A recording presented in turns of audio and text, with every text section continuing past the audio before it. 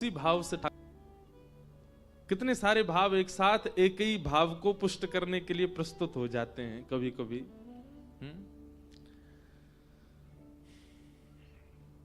तो महादेव, आपको पता है स्तुतियों का राजा कौन है? शिव महिम्न स्तोत्र। स्तुतियों का राजा कहा गया है शिव महिम्न स्तोत्र को। और शिव व्यक्ति नित्य शिव महिम्न स्तोत्र का पाठ करता है तो हर व्यक्ति के अंदर एक दैवी गुण होता है। सावधानी से सुनिएगा, संसार के हर व्यक्ति के जीवात्मा के अंदर एक दैवी गुण है। वो दैवी गुण कैसा होता है? गायन का भी हो सकता है, नृत्य का भी हो सकता है, पर इसके अलावा कई दैवी गुण जिनको चमत्कारी रूप कहा जाता है। जैसे कि आप व्यक्ति को देखते ही पहचान जाते हैं कि इसका आपके पास आने का आशय क्या है। ये व्यक्तियों को परखने का दैवी गुण हर दूसरे व्यक्ति में होता है, तीसरे व्यक्ति में होता है। आपके सामने आया हुआ व्यक्ति, उसको देखते ही आप पहचान जाते हैं कि वो कैसा है, कैसा नहीं है। उसका रूप देखते ही आप पहचान जाते हैं। यह भी एक दैवी गुण है। कई लोग हैं वो सब्जियों की आकृति देख करके ही पहचान जाते हैं, ये मीठी होगी कि कैसी होगी, क्या होगी। ये भी एक कई लोगों का दैवी गुण। एक व्यक्ति था महादेव का बहुत बड़ा उपासक। उसी नगर का एक राजा भी महादेव का बहुत बड़ा उपासक।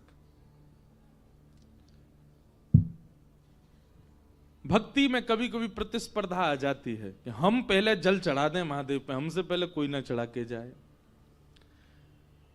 वीवीवीआईपी की भी बहुत कैटेगरी होती है। एक तो होती है हमको बस पास से दर्शन हो जाए, एक होती है हमको अभिषेक का अवसर मिल जाए, एक होता है कि पूरे दिन में सबसे पहला अभिषेक मेरा हो। इतना भी चाहते हैं लोग। तो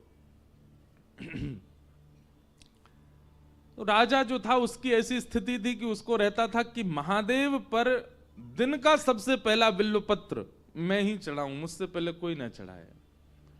और उसके लिए उसने क्या किया, पूरे नगर से बिल्वपत्र के जितने पौधे वृक्ष आदि थे सबको मिटवा करके एक अपने ही बगीचे में बिल्वपत्रों का बगीचा प्रकट कर दिया। क्यों? मुझसे पहले कोई और बिल्वपत्र कहीं से तोड़ के जा ही नहीं पाएगा। मनमुखी राजा अपने आप बिल्वपत्र लेता और सबसे पहले जाता, उसके अलावा कोई जा ही नहीं सकता, क्योंकि पूरे नगर में बिल्वपत्र है ही नहीं। एक और भक्त महादेव का, उसने कहा ये तो हिंसा है। क्यों? दबाव हिंसा है।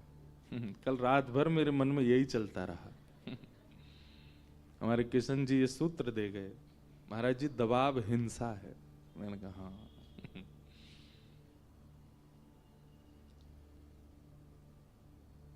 तो महादेव के उस भक्त ने सोचा कि ये तो गलत कर रहे हैं, इन्होंने सारे बिल्वपत्र अपने आंगन में लगा लिए हैं और कोई और जा ही नहीं सकता, ऐसे थोड़ी होता है। तो उसने शिव महिम्न स्तोत्र का पाठ करके इतना पाठ किया और महादेव से उसने कहा कि हे नाथ, मुझे अदृश्य होने की शक्ति प्रदान करो। और महिम्न स्तोत्र के पाठ से उसको यह प्राप्त हो गया, अदृश्य होने लगा। अब आप प्राप्त करोगे तो मिस्टर इंडिया नहीं बन पाओगे। भगवान ने कलयुग में कुछ लोगों की बुद्धि मनस्थिति देख करके वरदान देने और महिमाओं का फल देना थोड़ा कम कर दिया है।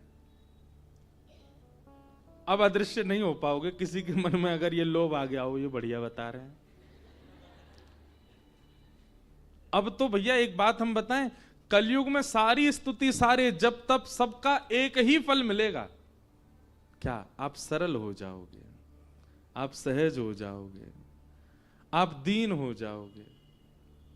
और क्षमा कीजिए, आप सारे चमत्कारों से युक्त हो गए लेकिन सहज नहीं हुए, सरल नहीं हुए, दीन नहीं हुए, तो आपने अपने अनुष्ठान में कहीं कमी छोड़ी है।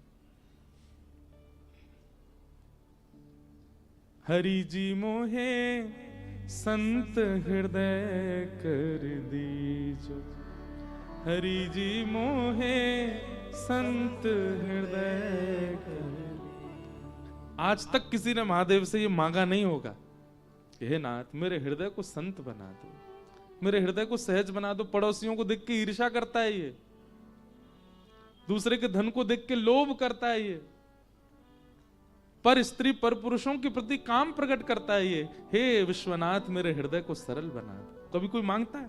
कोई नहीं मांगता। तो शिव महिम्न स्तोत्र का पाठ करके उस महादेव के उपासक ने अदृश्य होने की विद्या सीख ली। अब वो क्या करता,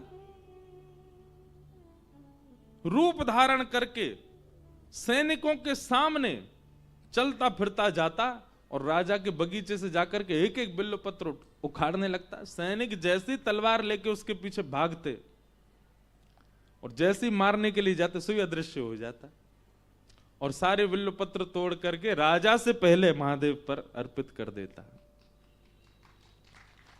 तो कथा तो पूरी सुनो पहले। उसका रोज का ये नियम बन गया। अब राजा इतना क्रोध में भर गया, बोले कि ये मेरे से पहले आता, मेरे आंगन के बिल्व पत्र ले जाकर के और महादेव